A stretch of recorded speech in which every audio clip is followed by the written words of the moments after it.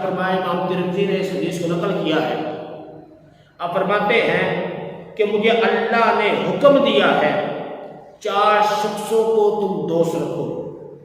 سرکار فرما رہے ہیں کہ مجھے رب تعالیٰ نے حکم دیا ہے کہ محمد تم 4 لوگوں کو اپنا دوست بناؤ، اور یہ بھی بتلایا کہ میں انہیں دوست رکھتا ہوں. رب تعالیٰ فرما رہا ہے محمد صلی اللہ علیہ وسلم تم 4 لوگوں کو اپنا دوست بنا لو، میں نے بھی ان کو اپنا دوست بنایا ہوا ہے. صحابہ نے عرض کی یا رسول اللہ وہ کون ہے؟ سرکار نے فرمایا ان میں ایک علی بھی ہے. آپ رضی اللہ تعالی عنہ کی فضیلت میں سب سے زیادہ حدیثیں موجود ہیں، کیونکہ سرکار نے فرمایا علی تیری مثال ایسی ہے کہ تیرے سے محبت کرنے والے 3 گروہ ہوں گے. ایک گروہ تم سے محبت میں غلو کر جائے گا، وہ تمہیں معاذ اللہ بڑھا چڑھا کے پیش کرے گا، فرمایا وہ بھی ہلاکت میں ہے. اور ایک گروہ وہ ہے کہ جو تم سے بغض کرتا ہے، تم سے عداوت کرتا ہے، تمہاری شان کو گھٹاتا ہے، فرمایا وہ بھی ہلاکت میں ہے. اور اہل سنت کے نوجوانوں تم خوش ہو جاؤ، فرمایا ایک گروہ وہ ہے کہ جو تم سے محبت کرتا ہے جس طرح تم سے محبت کرنی چاہیے، فرمایا وہ فلاح پا جائے گا. علی کی محبت جو ہے وہ مقدر سوار بھی دیتی ہے، اور علی کا بغض جو ہے وہ مقدر بگاڑ بھی دیتا ہے. علی سے محبت کرنی ہے تو میرے مصطفیٰ نے جس طرح بتایا ہے اس طرح محبت کرو. مجمع زوار کی حدیث سے مبارکہ ہے سرکار صلی اللہ تعالیٰ علیہ وآلہ وسلم کی بیٹی جو ہے اور حضرت علی مرتضیٰ آپس میں مسکرا رہے تھے، باتیں کر رہے تھے، آپس میں باتیں کر رہے تھے، مسکرا رہے تھے. تو سرکار کا گزر ان دونوں کے پاس سے ہوا. سرکار کو دیکھ کے دونوں خاموش ہو گئے. سرکار نے فرمایا اے علی اور فاطمہ خیر ہے، تم پہلے مسکرا رہے تھے، مجھے دیکھا تو خاموش ہو گئے. تو حضرت فاطمہ رضی اللہ تعالی عنہا نے جلدی کرتے ہوئے بتایا ابا جان میں علی کو کہہ رہی تھی، عرض کر رہی تھی کہ میرے آقا محمد مصطفیٰ میرے والد محترم مجھ سے زیادہ محبت کرتے ہیں. اور علی فرماتے ہیں نہیں مجھ سے زیادہ محبت کرتے ہیں. سرکار کے چہرے اقدس پہ تبسم آ جاتا ہے. سرکار فرماتے ہیں تجھ سے محبت ہے، تو میری بیٹی ہے، لیکن حقیقتاً سب سے زیادہ محبت مجھے علی کے ساتھ ہے. اہل سنت کے اندر بھی ایسے خارج رافضی تبدیلی موجود ہے کہ جو اہل بیت کی محبت کو بڑھا چڑھا کر جو ہم پیش کر رہے ہوتے ہیں. ایک خطیب کو میں نے سنا، وہ کہتا ہے کہ سرکار نے فرمایا میں جس کا مولا علی بھی اس کا مولا. اور لوگوں سے کیا رہا ہے کہ تم مانتے ہو کہ سرکار جو ہے وہ آدم کے بھی مولا ہے، سرکار جو ہے وہ اپنا ابراہیم کے بھی مولا ہے، سرکار جو ہے وہ اسماعیل کے بھی مولا ہے، وہ اسحاق کے بھی مولا ہے، وہ عیسیٰ کے بھی مولا ہے، وہ موسیٰ کے بھی مولا ہے. تو اس بات پہ انہوں نے تعویل ایسی کر دی، ایسا غلو کر دیا شان علی میں. وہ کہتا ہے کہ معاذ اللہ کہ جس کا سرکار مولا ہے علی بھی ان معاذ اللہ انبیاء کے مولا ہے. میں مولا ہوں، اس کا مولا علی ہے. اس سے مراد یہ نہیں کہ آپ کے جو ہے انبیاء کے بھی مولا ہے، بلکہ اس سے مراد یہ ہے کہ آپ کے کمالات بہت ہیں. اور بہت سارے لوگ ایسے بھی ہیں جو کہتے ہیں کہ آپ خانہ کعبہ میں پیدا ہوئے، طویلات پیش کرتے ہیں کہ خانہ کعبہ میں. ایک خطیب کو سنا، وہ کہتا ہے کہ معاذ اللہ کہ عیسیٰ کی ماں مریم کو حکم ہوا کہ تم چلی جا، مسجد سے باہر چلی جا. ادھر علی کی ماں فاطمہ کو حکم ہوتا ہے تو مسجد کے اندر چلی جا. پھر دوستو ایک نبی کا مقام گھٹا کے علی کو بڑھا دینا یہ اہل سنت کا شعار نہیں ہے. اہل سنت کا شعار یہ ہے کہ علی کا جو مقام ہے اسی مقام سے، اسی جو مرتبے سے علی کو یاد کیا جائے۔ سرکار فرماتے ہیں کہ علی کی محبت جو ہے وہ ہونی بھی چاہیے، اور اتنی زیادہ محبت ہونی چاہیے علی سے کہ علی سے محبت کرو گے، آپ کی آل سے محبت کریں گے تو انشاءاللہ بیڑا پار ہوگا۔ ہم لوگوں نے اہل بیت کی آڑ دے لی ہوئی ہے، اور ہم ان کے فضائل کو بڑھا چڑھا کے دوسرے صحابہ کو معذرہ غلط ثابت کرتے پھرتے رہتے ہیں۔ یہ اہل سنت کا طریقہ نہیں۔ میرے دوستوں، مولود کے حوالے سے، کیونکہ علی المرتضیٰ کی ولادت کا آج دن ہے، اس حوالہ سے عرض کرتا ہے کہ مولود کعبہ کون ہے؟ ہم نے یہ بچپن سے سنا کہ علی المرتضیٰ کی ولادت جو ہے وہ خانہ کعبہ میں ہوئی۔ مولود کعبہ کون ہے؟ اس کے حوالہ سے صحیح مسلم کے اندر کتاب البیوع میں یہ موجود ہے کہ آپ فرماتے ہیں کہ حضرت حکیم بن حزام رضی اللہ تعالی عنہ کی ولادت خانہ کعبہ میں ہوئی، اور آپ نے 120 سال کی عمر پائی ہے۔ اس کے بعد بہت ساری، کیونکہ اہل سنہ کے محدثین، فقہاء، مفسرین اور مؤخرین نے لکھا ہے کہ حضرت سیدنا خدیجہ الکبریٰ رضی اللہ تعالی عنہ کے بھتیجے صحابی رسول حکیم بن حزام رضی اللہ تعالی عنہ کی ولادت خانہ کعبہ میں ہوئی ہے۔ امام ابو زکریا محی الدین بن شرف نووی علیہ رحمہ آپ فرماتے ہیں کہ صرف حکیم بن حزام رضی اللہ تعالی عنہ کی ولادت خانہ کعبہ میں ہوئی، آپ کے علاوہ کسی کی بھی ولادت خانہ کعبہ میں نہیں ہوئی ہے۔ شارح بخاری علامہ شمس الدین محمد بن عمر آپ یہ فرماتے ہیں کہ حکیم بن حزام کے علاوہ کوئی بھی خانہ کعبہ میں پیدا نہیں ہوا۔ اور اہل سنت کا یہ موقف شروع سے ہے۔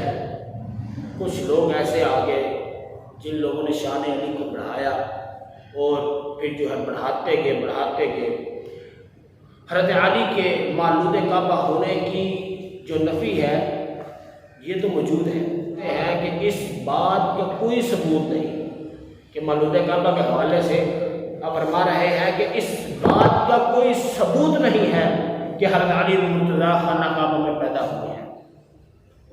اور پھر یہ بھی فرماتے ہیں کہ جو یہ کہے کہ علی المرتضیٰ خانہ کعبہ میں پیدا ہوئے، قول پیش کرے کہ قول علماء کے نزدیک کمزور ہے۔ اور شیعوں کا جو اہل تشیع حضرات ہیں جو یہ بات کو بڑھاتے ہیں، ان کا اپنا موقف سنیے گا۔ شیعہ حضرات کا موقف کیا ہے کہ علی المرتضیٰ کی ولادت کہاں ہوئی؟ شارح نجیب البلاغہ عبد الحمید یہ لکھتا ہے کہ علی المرتضیٰ کی ولادت گاہ کے بارے میں اختلاف ہے۔ کثیر شیعوں کا خیال یہ ہے کہ آپ مولود کعبہ ہے، لیکن محدثین اس بات کو نہیں مانتے۔ کیوں؟ کیونکہ ان کے نزدیک مولود کعبہ صرف حکیم بن حزام رضی اللہ تعالی عنہ ہے۔ میرے دوستو، پھر اس کے حوالہ سے ملا علی قاری علیہ رحمہ نے بھی اس بات کو وضاحت کرتے ہوئے فرمایا حکیم بن حزام مولود کعبہ ہے، کوئی نہیں جانتا کہ ان کے علاوہ، کہ حکیم بن حزام کے علاوہ کوئی بندہ خانہ کعبہ میں پیدا ہی نہیں ہوا۔ آپ کہتے ہیں یہ صرف بات مشہور کی گئی ہے۔ اور پھر آپ کو بتاتا چلوں کہ جو یہ روایت پیش کرتے ہیں امام حاکم کے حوالے سے، امام حاکم کے نظریات کیا تھے؟ ان کو خود ہی شیعہ حضرات جو اہل تشیع ہیں وہ خود ہی لکھتے ہیں۔ وہ کہتے ہیں کہ شیعہ مصنف جو ہے عباس یہ لکھتا ہے کہ حاکم بہت بڑا شیعہ تھا، اور جہاں جہاں شیعہ علماء کے نام لیے گئے وہاں حاکم کا بھی ذکر کیا گیا تھا۔ اور پھر شیعوں کی اگر بات چھوڑے تو ایک اپنی طرف سے میں بات کرتا ہوں، جو کہ بہت سارے علماء اور اہل سنت کا جو عقیدہ ہے، اہل سنت کا جو نظریہ ہے کہ ہم لوگ جو ہے وہ صرف مولود ہونے کی وجہ سے علی کو افضل نہیں جانتے۔ علی کی جو شان ہے وہ ابوبکر صدیق کے بعد، عمر رضی اللہ تعالیٰ عنہ کے بعد، عثمان ذو النورین کے بعد پھر آپ کا مقام آتا ہے۔ بہت سارے لوگ ایسے ہیں معاذ اللہ جو کہ سرکار صلی اللہ تعالیٰ علیہ وسلم سے کے بعد تمام انبیاء پر آپ کو فضیلت دیتے ہیں۔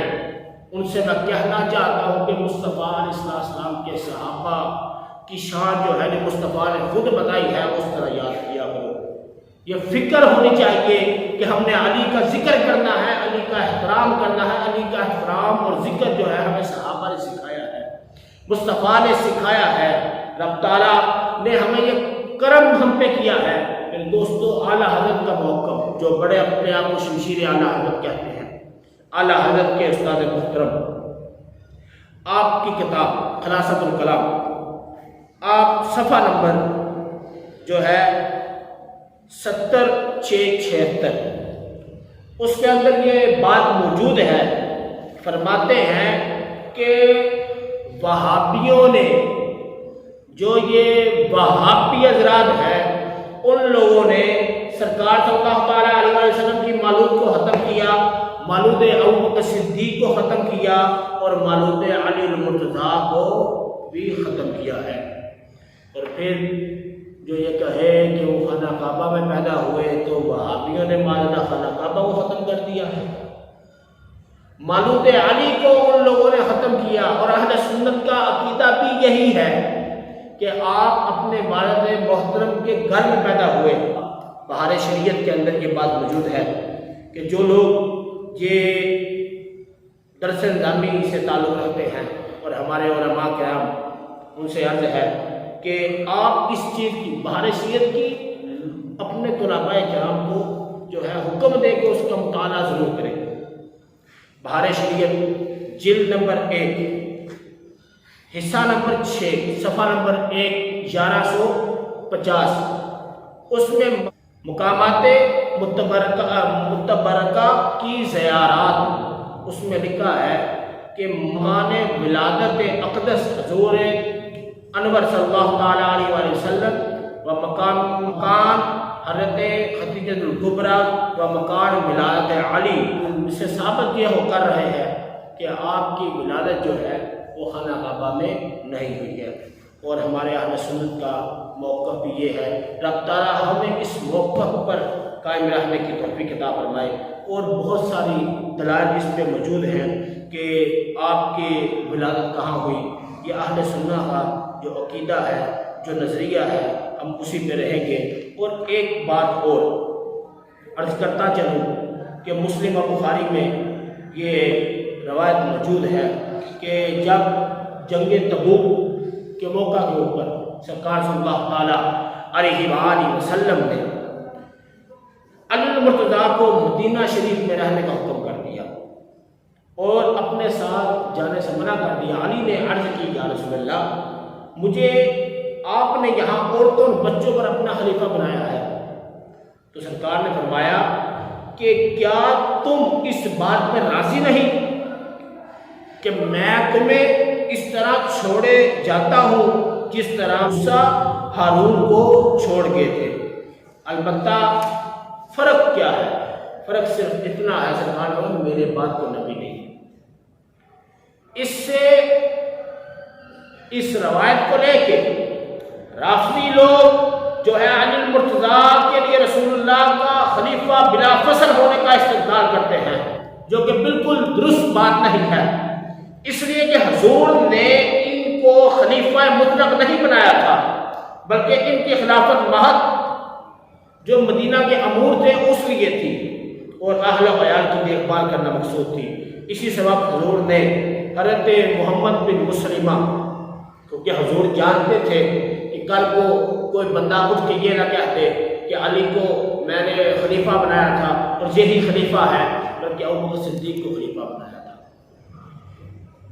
تو سرکار نے ان کے مقابل علی کے ساتھ محمد بن مسلمہ کو مدینہ کا صوبیدار بنایا تھا، اور جو ہے دوسرے صحابہ کرام کو ایک حضرت صفا رضی اللہ تعالیٰ عنہ انہیں مدینہ منورہ کا کوتوال اور حضرت ابن مکتوب کو مسجد نبوی کا امام بنایا تھا۔